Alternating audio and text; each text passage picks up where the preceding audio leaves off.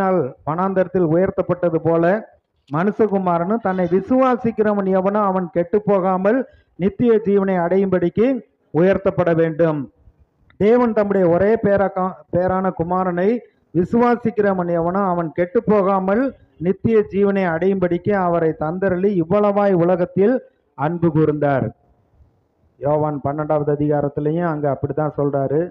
இயேசு இதோ இந்த உலகத்தின் அதிபதி என்னிடத்தில் வருகிறான், அவனுக்கு ஒன்றுமில்லை, நான் பூமியிலிருந்து உயர்த்தப்பட்டு இருக்கிற பொழுது எல்லாரையும் என்னிடமாக இழுத்து கொள்ளுவேன். இங்க இயேசுன்னு சொல்றதை பார்க்கிறோம்.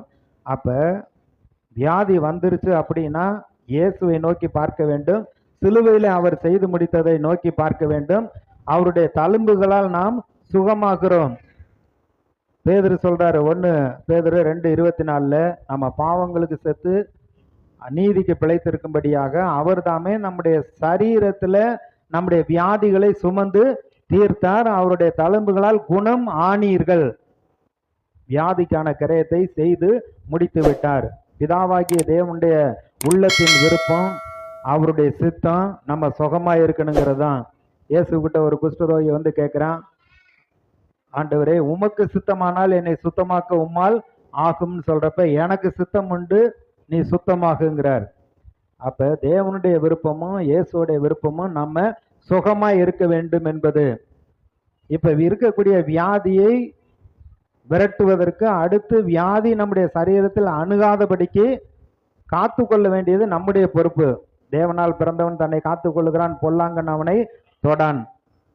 அப்ப அதுக்கு டாக்டர் கிட்ட போறப்ப அவங்க வியாதி போறதுக்கு என்னென்ன மருந்து சாப்பிடுங்க, உங்க மனசை சமாதானமா வச்சுக்கோங்க, உங்களுக்கு வெயிட் குறையணுமா கொஞ்சம் தூரம் நடங்க, என்னென்ன சாப்பாடு என்ன ஐட்டங்கள்லாம் உங்க சரீரத்துக்கு ஒத்துக்காது அதெல்லாம் விலக்கி வைங்க அப்படிங்கிறப்ப இதெல்லாம் விலக்கி வைத்து நம்முடைய சுகத்தை காத்து கொள்ள வேண்டும்.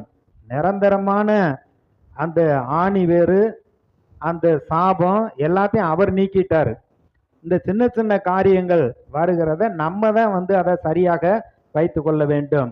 எது அதை பிடிக்காத நம்ம சரீரத்துக்கு ஒவ்வொன்றையும் அதை விலக்கி வைக்க வேண்டும், சுகத்தை நாம் காத்து கொள்ள வேண்டும்.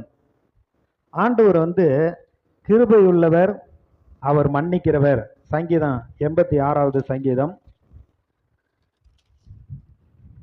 5வது வசனம், ஆண்டவரே நீர் நல்லவரும் மன்னிக்கிறவரும் உம்மை நோக்கி கூப்பிடுகிற யாவரும் மேலும் கிருபை மிகுந்தவராய் இருக்கிறீர். அப்ப சொல்றாரு, அவர் நல்லவர் மன்னிக்கிறவர், அவரை நோக்கி கூப்பிடுறப்ப கிருபை மிகுந்த